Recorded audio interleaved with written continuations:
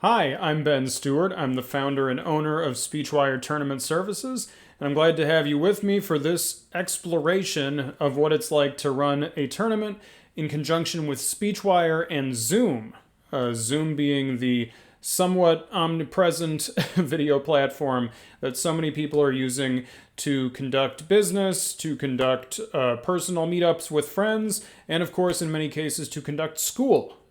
So there's a lot of familiarity with the Zoom platform, and you can indeed run tournaments with Zoom and SpeechWire. There is a integration of sorts to try and make it easier for you to run tournaments this way.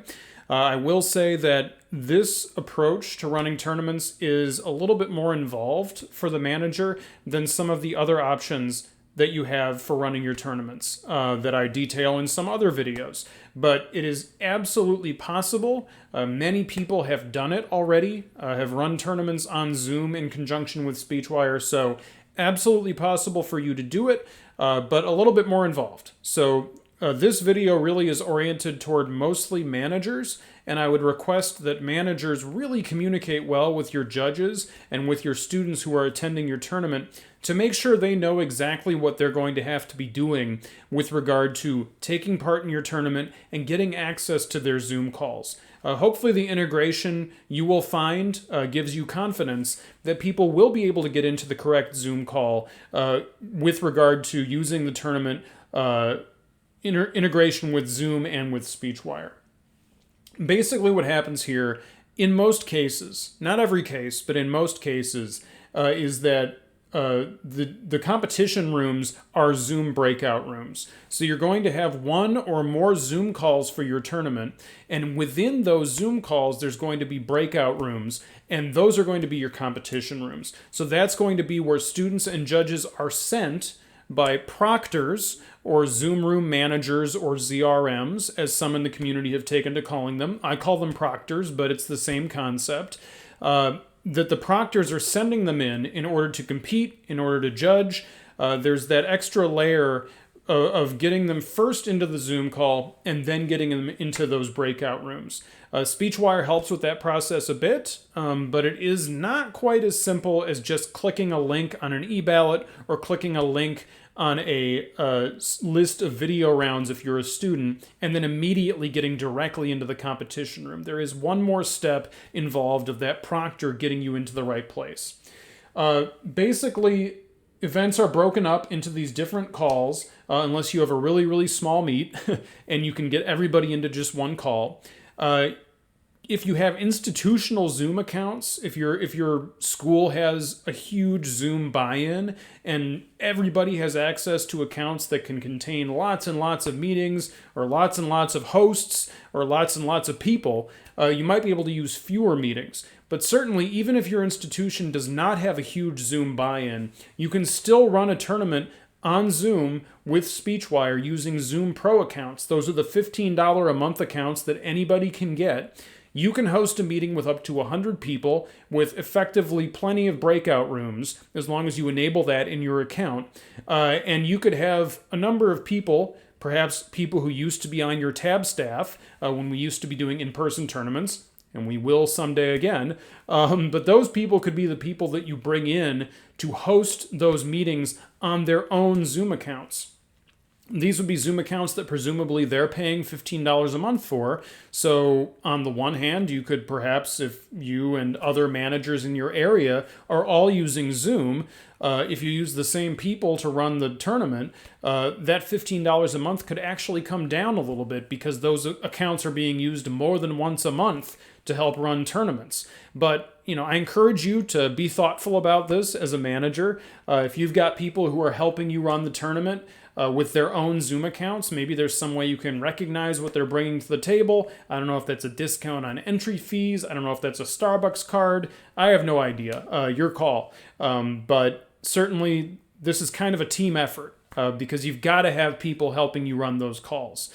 I would also note, really quick, that it's important if you're using an institutional account to remember that every meeting has to have a unique host. So each host in Zoom can only host one meeting at a time. So if you have set up 15 different meetings for your tournament and they're all running at the same time and you're the host for all of them, only one of them is going to start. I will admit that some of this gets a little bit beyond me, so I certainly encourage you to consult Zoom documentation on how hosts work with regard to that, so you know and you can be totally confident that all of those meetings are going to start synchronously, contemporaneously. I should also note that this is entirely a synchronous tournament approach. So asynchronous tournaments are ones where students have performed in a recording, that recording is uploaded, and then that's what a judge is watching. It's not a live round. In Zoom, it is a live round. Students are performing live in the Zoom breakout room, and judges are watching that performance live, again, in the Zoom breakout room. So I think we've gotten some of the conceptualization out of the way. Certainly, if you need to rewind this and rewatch some of it, I will understand. I'll still be here later in the video waiting. I know this is a lot of concepts to throw at you, so I'm grateful for your time in watching this. I will now bring up the tournament manager area so that we can talk a little bit about what it's like to manage the Zoom tournament in SpeechWire. First off, the configuration of Zoom starts with the control panel and the e-balloting and video settings page. This is where you tell SpeechWire how you're running your tournament. So I've already told it this is going to be a Zoom synchronous tournament. And I've also told it I'm going to use e-ballots at my tournament. You have to use e-ballots for this to work. So this setting's got to be yes. It's just absolutely got to be yes. But we're going to use e-ballots and we're going to use them in conjunction with Zoom. The way this works is that judges will have a link on their e-ballot that will take them directly to the correct Zoom call that they're supposed to be in order to judge their round. Likewise, students will have links in their SpeechWire student account that will take them directly into the Zoom call in which they're scheduled to compete. This approach, currently at least, doesn't require that students have a SpeechWire account in order to be registered. However, it is probably best if they do, because otherwise they're going to have to rely on you as a manager to send out basically a big old list of Zoom links, and then it's like cross-reference this against the schematic to figure out where your event is. That's kind of complicated. So I definitely encourage students to be registered with student accounts, and you as manager can check and see who is registered with student accounts by going to Teams and then going to View Student Account Activation Status. This tournament, not doing so hot. We've only got Eli, who's actually me. It's my nom de plume if I was writing something, I guess. And that is what I'm registered as. I have a student account for that already set up. Some of these students have email addresses in the system. They're the ones who say not activated, and you can resend them an activation link if necessary. That will send them a new activation link that they can click on to go ahead and activate that account. These students do not have an email address in the system, so their coach needs to go into their team roster and put in an email address for that student so that student can activate their account and go ahead and be ready to compete in this Zoom tournament. Likewise, judges need to be linked. You can check the activation status of your judges by going to Judges and View Judge Dashboard. So once you click on that, you'll see these three judges are all linked. If they were not linked yet, you would see a link button right next to their email address that you could go ahead and click, and when you click it, they're going to receive a password in their email that they can then use to access their e-ballots at live.speechwire.com. So both judges and students log into their accounts at live.speechwire.com, and that's how they get in to then get access to those direct links to the exact right Zoom call that they're supposed to be in. So the next question is, how do we get those Zoom URLs into SpeechWire? The way you do it is you go to Rooms, and then you look at this new section here, Zoom Meeting URLs. So as you create your meetings, or as the people who are helping you tab the tournament as proctors of Zoom calls create the meetings, you will collect the URLs for those meetings, and you will paste them into SpeechWire along with a description of your room. So each of these Zoom URLs, think of it as kind of like a wing of a building. Oh, and I should probably put this up, shouldn't I? There you go. So this is the rooms page. And if you look down here at the Zoom meeting URLs section, this is where you put in the URL. This is where you put in the description. This is like a wing of a building. So I've got my 100 wing, my 200 wing, and my 300 wing. I should have called it that, but I've still got to call this other thing. If I wanted to change it, I easily could. So we'll call it the 100 wing. This will be the 200 wing. And this over here will be the 300 wing. So there we go. And then what I want to do is put in rooms in my tournament just like this was a physical in-person tournament. So I've put in 101. Here, I'm going to bring up the room usage so you can see. I've got 101, 102, 103, 104. I've assigned all of my DI rooms to the 100 call. And then I've got 201, 202, 203, 204, 205. I've put Lincoln Douglas debate in my 200 call. And then I've got a 300 wing and the starting of a 400 wing and a 500 wing. And just like an in-person tournament, you're actually going to assign those to events. So I've assigned for DI 101, 102, 103, and 104. I can copy that to all the prelim rounds if I want. And at that point now I've set up DI. So you'll do that for each of your events.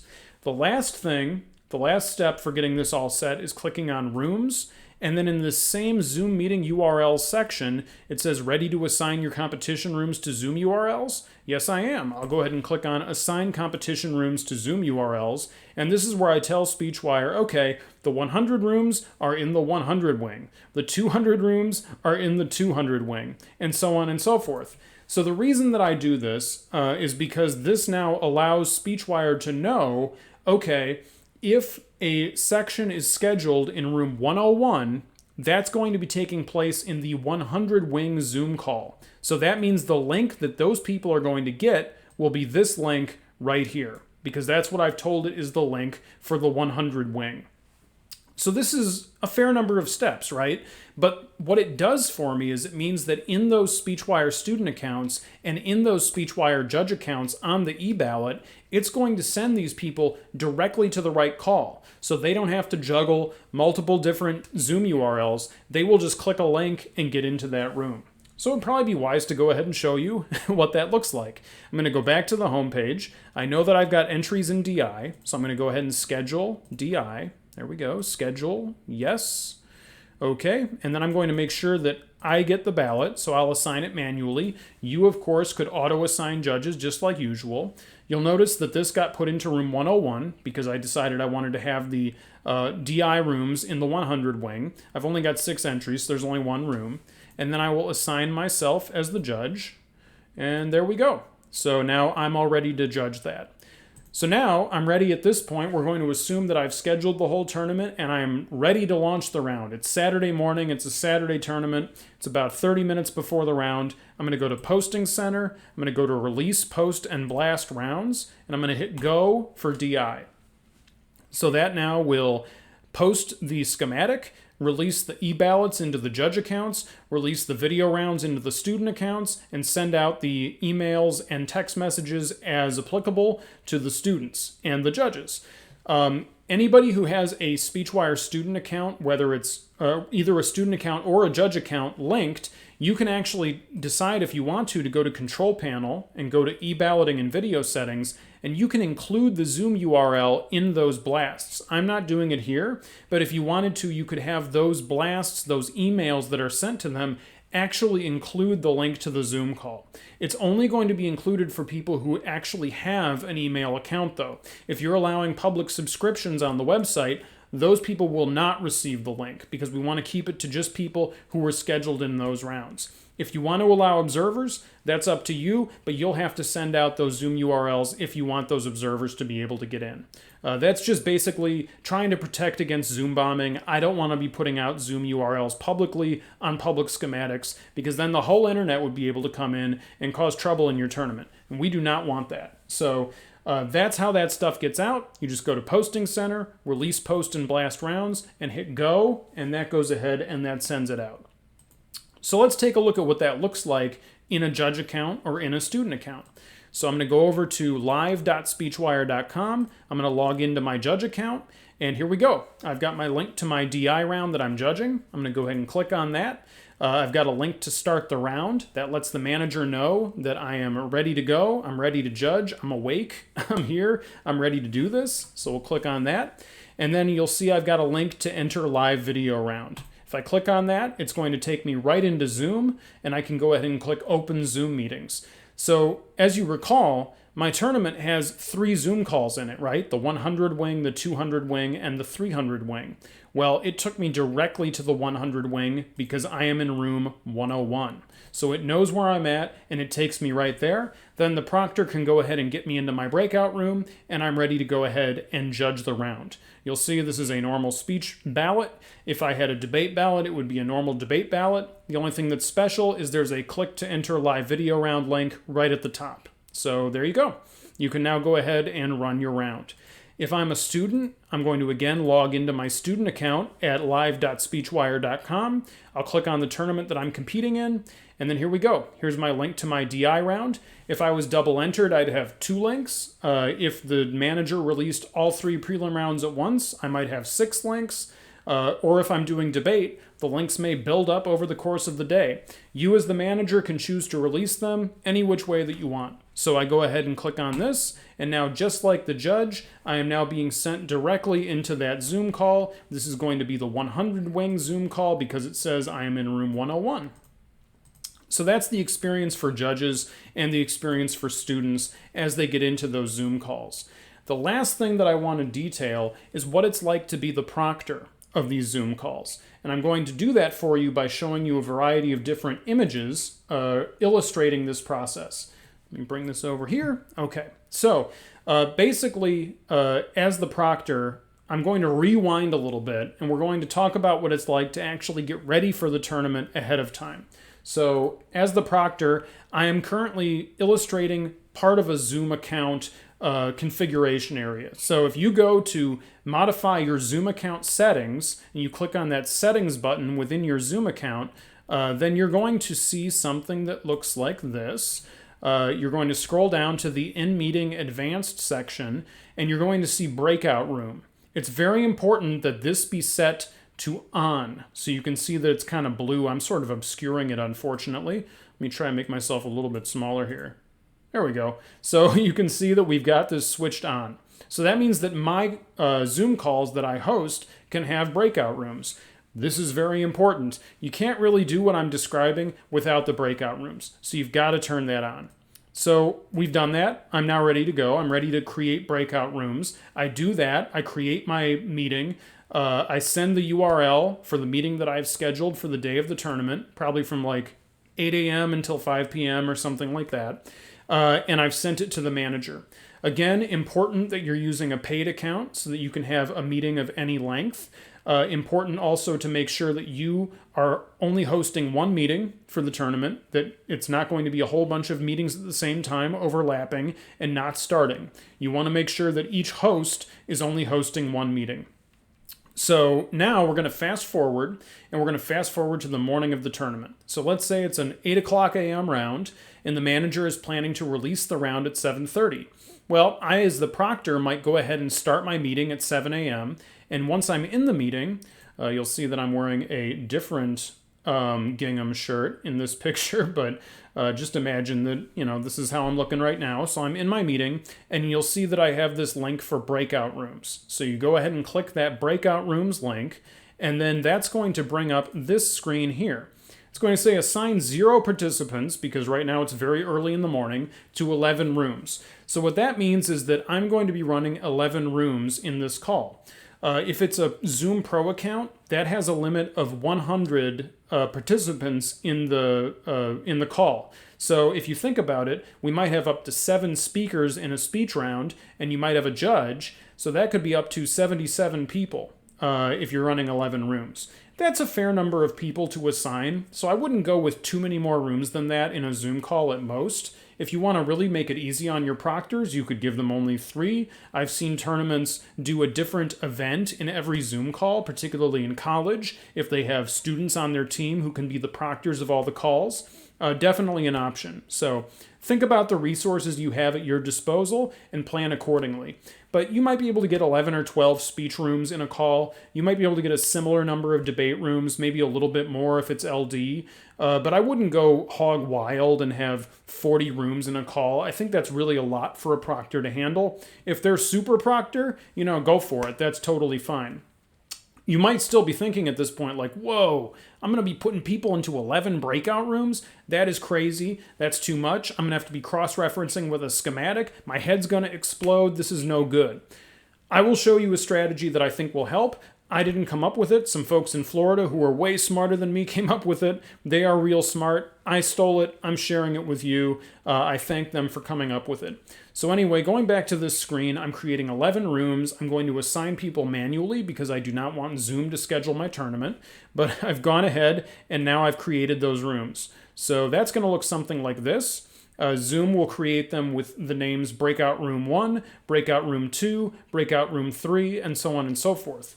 So I want to rename them here at the start of the day to match the competition rooms in the wing that I'm running. So I said that I'm running the 100 wing, so that's going to be 101, 102, 103, so on and so forth. So that kind of lines up with what I was showing you in the tournament that I was working with. So that's what happens at 7 a.m. for my 8 a.m. round. Renaming these breakout rooms takes about 2-3 minutes. And then at that point, I can go get a cup of coffee. I could use one right now, actually. I'll do that shortly, but we'll finish this first. But you could get a cup of coffee, get ready for the tournament to begin pretty shortly. So we fast forward to 7:30. At this point, the manager has released the round, and everybody's starting to come into my call. So at that point, let's think about it from the perspective of a student or a judge who's coming into the call. They're coming in as themselves. If I'm Ben Stewart and I'm competing in a tournament, I'm entering the room and my name says Ben Stewart. The strategy is this. The person entering the room should right-click on themselves and click Rename. And then what you should do is cross-reference against your list of video rounds in your SpeechWire account. So here we go. I've got my SpeechWire account, and it says your speech sections, dramatic interpretation, round 1, section A, at 8 o'clock a.m. in room 101. The important thing here is 101. I could also go to the schematic if I want to, but I really don't even need to because it just tells me I am in breakout room 101. So I want to go ahead and right-click on myself and click on Rename. And that's going to make it so that now I can rename myself, going to look very much like this. And I kind of like, psych, I'm actually in 102. But in reality, in this example, I would rename myself 101 space Ben Stewart. Why do you do that? I will show you why you do that, because now we're going to switch back to the role of the proctor. The proctor has renamed all of these rooms 101 through 111. You'll notice that there's only one person in this call. They're apparently named Ralph Aldertopham, but imagine that instead there are 70 people in this call, and they're named things like 101, Ben Stewart, 101, Ralph Aldertopham, 102, somebody else. If people have actually effectively renamed themselves with their breakout room in front of their name, then just like the breakout rooms are all sorted by room number, now the people, the students and the judges, will also all be sorted by room number. So they'll all be in order too. This is important because otherwise the proctor would have to be actually looking at the schematic to figure out where everybody is supposed to go. But in this case, we actually already know because everyone has renamed themselves. So we just go down the list. I would say that a proctor could wait till 5 minutes before the round starts to do this. And you just say, okay, 101, all right, we're going to check the box for everybody who's in 101, and then we're going to go to 102, assign, check the box for everybody in 102, and they will now be at the top of the list. And then you go to 103, likewise, everybody in 103 will be at the top of the list because they renamed themselves, and that's it. In that way, you can take a process that would have taken something like 15 minutes. You can get it done in less than 5 minutes, even if you're doing it for 70 people. I promise. It might take a little practice, but it goes pretty quick. I absolutely assure you that you can do it. Lastly, it's time for the round to start. We click Open All Rooms. And that's it. At that point, everybody goes to their rooms. You can send messages to them. At the end of the round, you can close the breakout rooms. But that's it. you've gotten the round started. For the next round, everybody can go back into their SpeechWire account. They would now have another link for another video round, and that would take them into their call. Let's say that somebody's double entered. They will have two links. They'll have one for DI, they'll have one for their other event, say that it's oratory. They would have an oratory link, and that might go to a completely different Zoom call. So at that point, what would happen is they would close the Zoom call for DI after they're done competing, and then they would go ahead and click the link for their oratory call. And that would take them into the oratory call lobby, and then the proctor would be able to actually assign them to the breakout room they want to go to as the round is going. So in this way, the proctor's kind of like an information kiosk, right? They're saying, okay, the room's over there. They're actually going to put that person into that room. So that is pretty much the job of the proctor. The job of the proctor at the start of each round is hopefully the manager has advised the judges and the students to rename themselves with their breakout room in front of their name when they get into the room.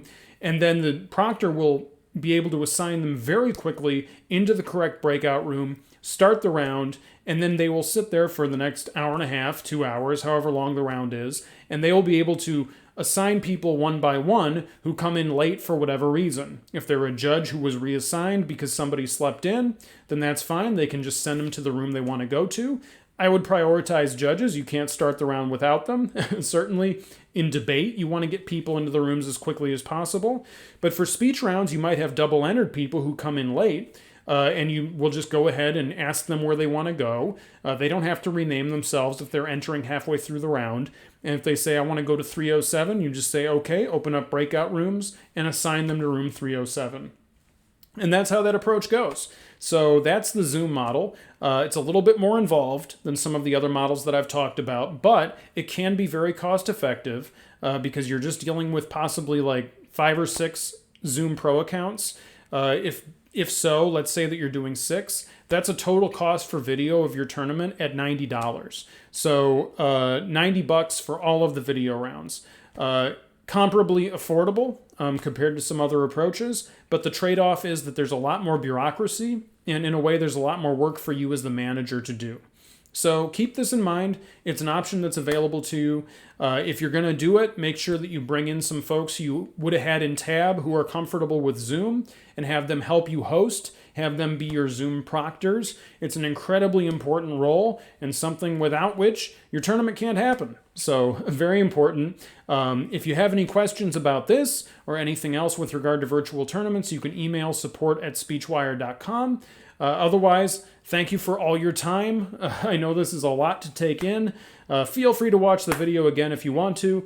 But otherwise, I'm grateful that you're taking part in the activity in 2020 with so much weird stuff going on and with so many things to worry about. I hope that together we can provide some opportunities to do speech and debate to students and to judges to judge speech and debate, and to coaches to coach speech and debate. I'm grateful for what you do, and I'm grateful that you're working with SpeechWire.